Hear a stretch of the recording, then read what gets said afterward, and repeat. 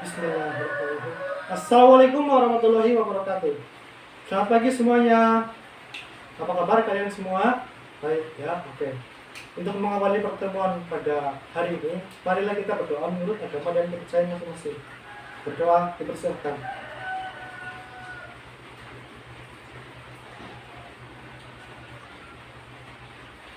Selesai. Oke, sebelumnya hari ini berangkat semua ya. Oke. Jadi sebelum saya memulai ke materi, saya ingin sampaikan bahwa baiknya kita bersungguh-sungguh pada pembelajaran kali ini. Kita bersungguh-sungguh dalam belajar, dalam menuntut ilmu, karena orang yang menuntut ilmu itu derajatnya tinggi di mata Allah Subhanahu wa Ta'ala. Oke, pada pembelajaran kali ini kita akan belajar mengenai momentum. Ini merupakan materi yang sebelumnya di SMP sudah pernah diajarkan, momentum impuls. Momentum apa? Ada yang tahu di sini apa itu momentum?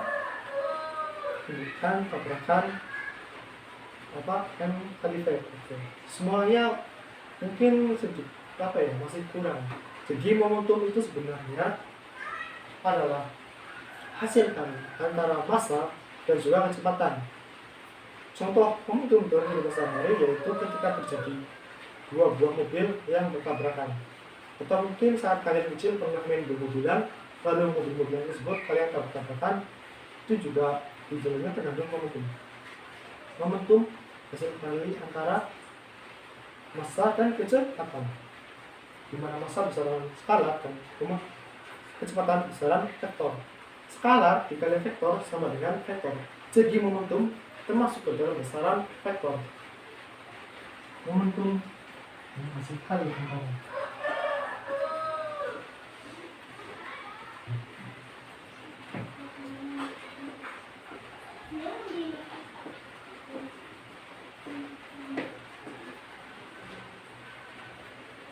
jadi momentum sering dilambangkan dengan huruf P. Dimana ini massa dan juga kecepatan. Massa satuannya kilogram, kecepatan satuannya meter per sekon. Jadi satuan dari momentum yaitu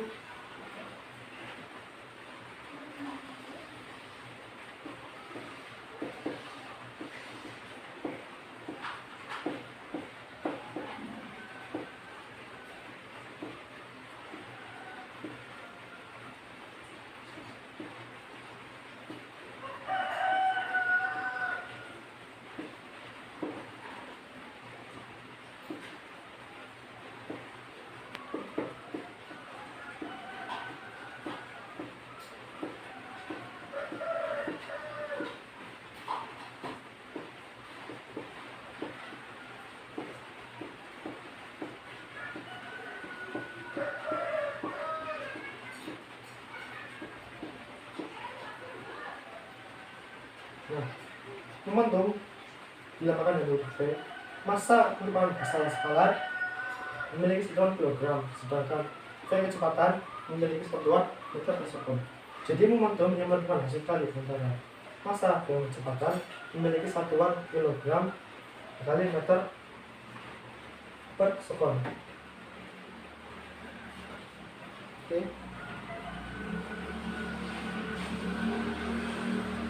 Lalu selain momentum, dulu juga pernah dibahas pas SMP itu tentang momentum. Momentum kita ilustrasikan pada gambar berikut.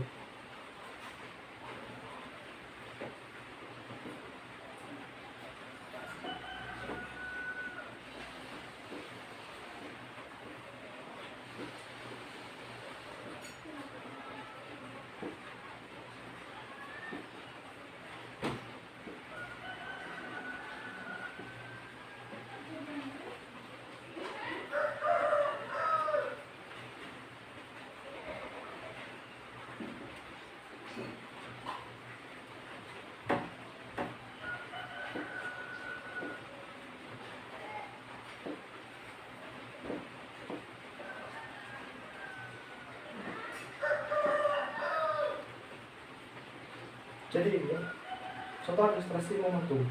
Ini merupakan kejadian sebelum tumbukan, saat tumbukan, dan setelah tumbukan.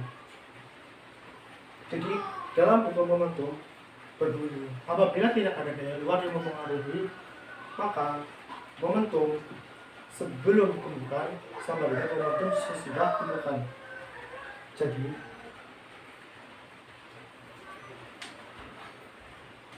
ini momentum sudah pembukaan, momentum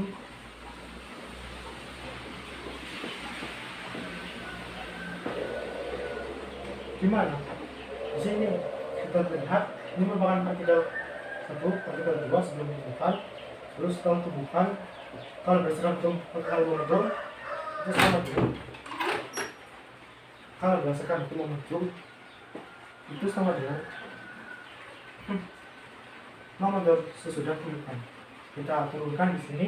Jadi di sini ada M1 kali P1 tambah M2 P2 sama dengan M masanya tetap sama, jadi P1 persen tambah M2 kali P2 persen. Ini ya, perubahan momentum. Gimana? Momentum sebelum pembukaan sama dengan momentum setelah pembukaan. Setelah momentum, kita lanjut ke impuls.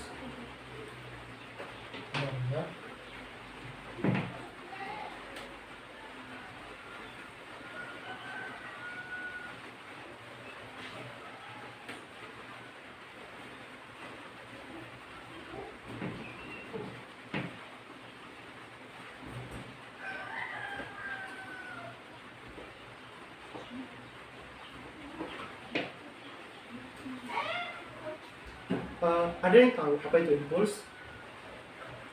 Benar ya. Jadi impuls itu merupakan hasil kaji antara gaya dengan selang waktu. Contoh impuls yaitu ketika kalian main bola, saat sebelum bola kesentuhan yang kita lihat itu terjadi gaya yang didapatkan kalian dengan selang waktu ketika kalian bekerja. Oke ya, impuls.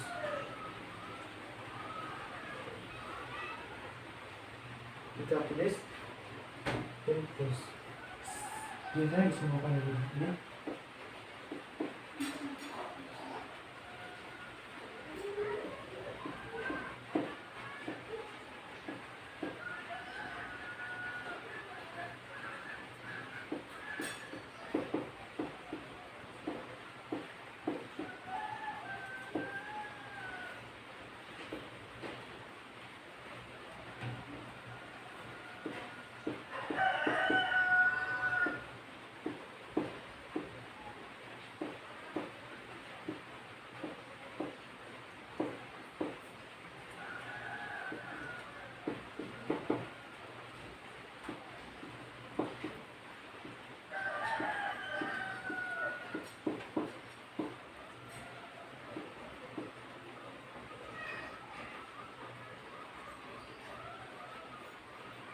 Di sini impuls merupakan hasil kalian antara gaya dengan selang waktu. Gaya memiliki satuan Newton, sedangkan selang waktu memiliki satuan sekon. Karena impuls merupakan gaya dikali selang waktu, maka satuan impuls menjadi Newton sekon. Di sini kita bisa uraikan juga menjadi F sama dengan F dikali T2 min T1. Artinya di sini delta T itu setelah waktu.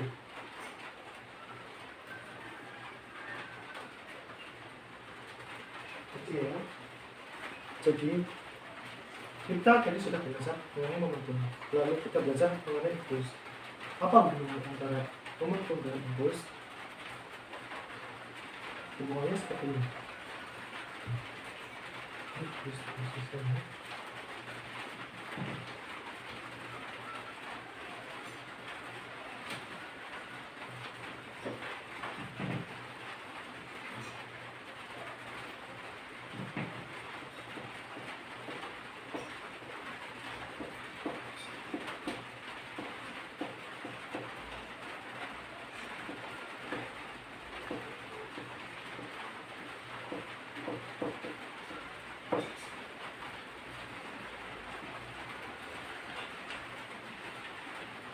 Jadi kalian masih ingat Newton bertemu dua Newton? Ya, benar. F sama dengan M dikali A. Gaya merupakan hasil kali antara massa dengan kecepatan. Tulis di sini.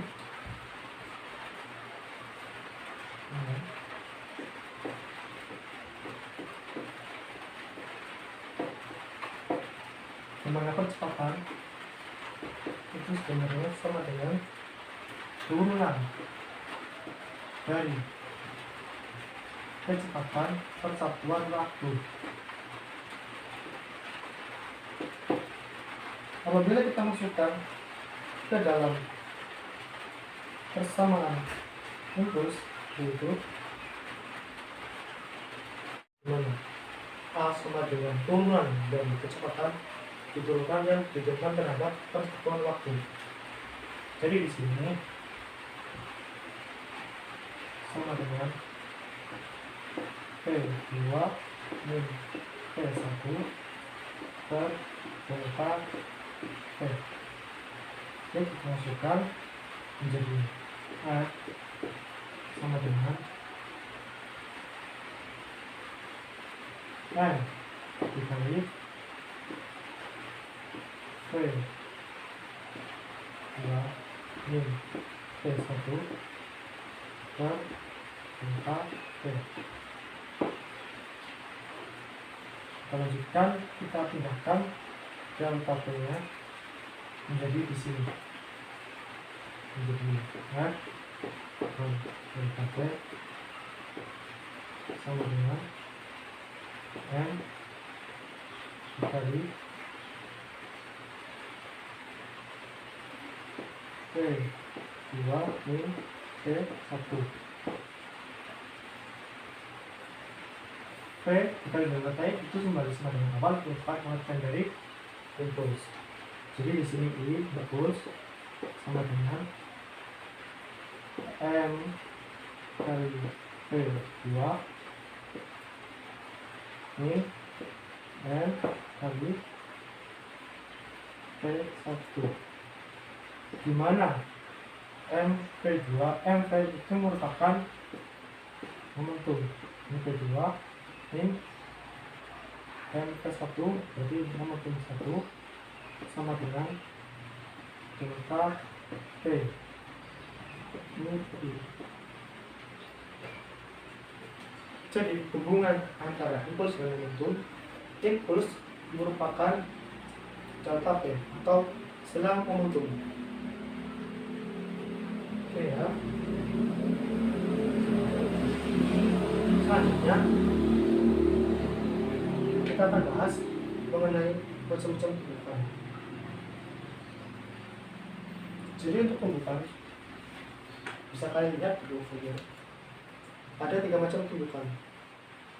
Yang pertama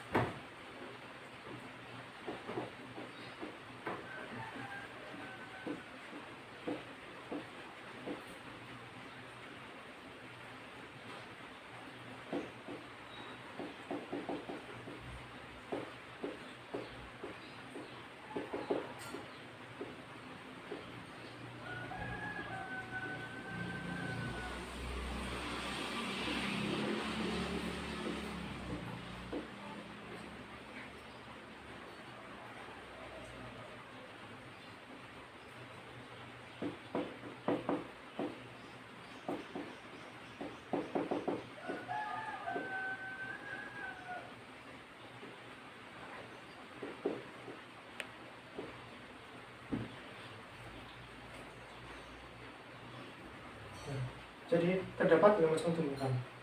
Yang pertama, tumbukan yang sempurna, di mana tumbukan yang sempurna memiliki nilai restitusi kemarin satu yang ditemukan. Yang kedua adalah pembukaan sebagian yang memiliki nilai restitusi antara 0 dengan 1. Dan yang terakhir ada tumbuhan tidak penting sama sekali memiliki nilai restitusi yang sama dengan 0. Pertanyaan, oke, sampai sini dulu ada yang ditanyakan. Bagaimana caranya mencari nilai restitusi? Oke ya. Untuk mencari nilai restitusi kita bisa gunakan bersama berikut.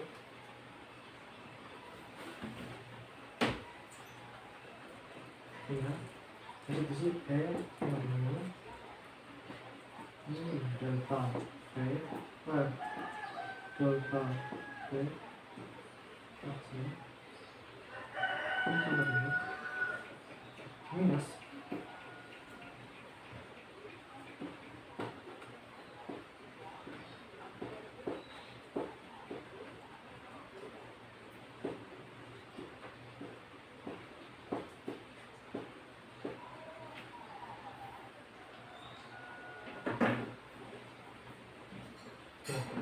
jadi untuk mencari nilai restitusi kita bisa menggunakan sama tersebut, dimana di sini kecepatan benda 2 setelah tumbukan dikurangi kecepatan benda 1 setelah tumbukan per kecepatan benda 2 sebelum tumbukan dikurangi kecepatan benda 1 sebelum tumbukan.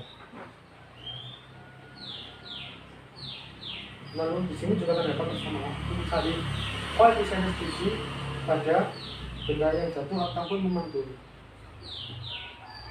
dimana di sini sama dengan akar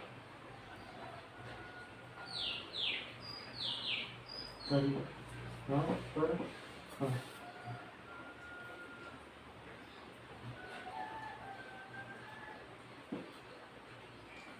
Ini merupakan koefisien restitusi.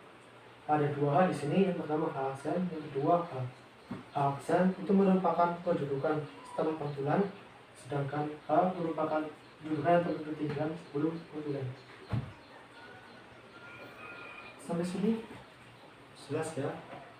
Oke. Untuk selanjutnya kita akan membahas mengenai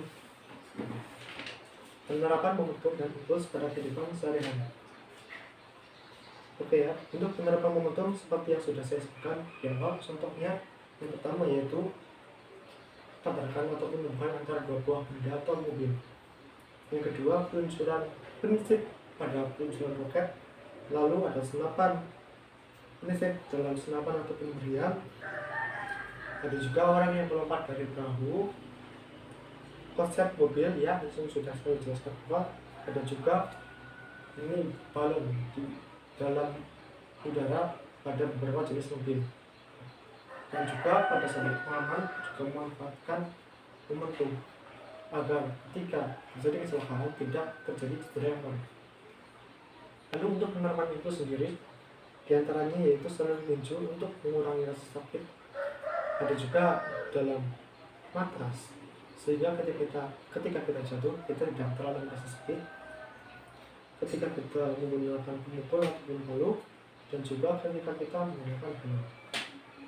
Oke ya. Sampai sini dulu ada yang ditanyakan. Oke. Untuk nggak ada ya. Oke. Untuk latihan soal ataupun sebagai evaluasi atau penilaian, sepertinya waktu sudah tidak mencukupi, maka kalian sendiri buka halaman 38. Itu di situ ada soal ataupun latihan dari 1 sampai 10. Nah, saya harap kalian bisa sendiri ya, ataupun kalian bertanya ataupun kalian bisa sabar dan kemudian cuma berapa asal jangan nyata. Oke, nanti minggu depan kita bahas sebagai penilaian ataupun evaluasi. Oke, itu untuk agenda minggu depan. Kita ulangi lagi dari awal, review materi dari awal. Yang pertama kita bahas momentum, lalu ada hubungan antara pertama kita bahas momentum. Momentum merupakan sekali antara massa yang merupakan besaran skala dengan kecepatan yang merupakan besaran vektor. Lalu kita juga membahas mengenai hukum bekalan momentum, di mana hukum bekalan momentum mengatakan bahwa momentum sebelum pembukaan sama dengan momentum setelah pembukaan. Setelah momentum kita juga membahas impuls yang merupakan hasil kali antara gaya kali dengan selang waktu, atau mungkin delta, atau mungkin ya waktu awal dimulai waktu akhir. Lalu setelah impuls kita membahas juga hubungan antara impuls dan momentum, yang dimana impuls itu sesungguhnya merupakan delta T ataupun ya setelah momentum. Lanjut dari situ kita bahas mengenai tumbukan yang terdiri atas 3 jenis. Tumbukan penting sempurna dengan nilai restitusi sama dengan 1. Lalu tumbukan penting sempurna dengan nilai koefisien restitusi antara 0, yaitu dengan nilai antara 0 dengan 1, dan tumbukan tidak penting dengan nilai sama dengan 0. Lanjutkan tadi yang baru kita bahas, yaitu mengenai penerapan momentum dan impuls pada kehidupan sehari-hari. Oke, cukup sekian dari saya. Mungkin cukup untuk minggu depan. Tadi sudah jelas sekali kerjakan latihan dalam 38. Untuk minggu depannya kita bahas. Oke, cukup sekian. Mohon maaf apabila terdapat kesalahan. Kurang lebihnya mohon maaf. Wassalamualaikum warahmatullahi wabarakatuh.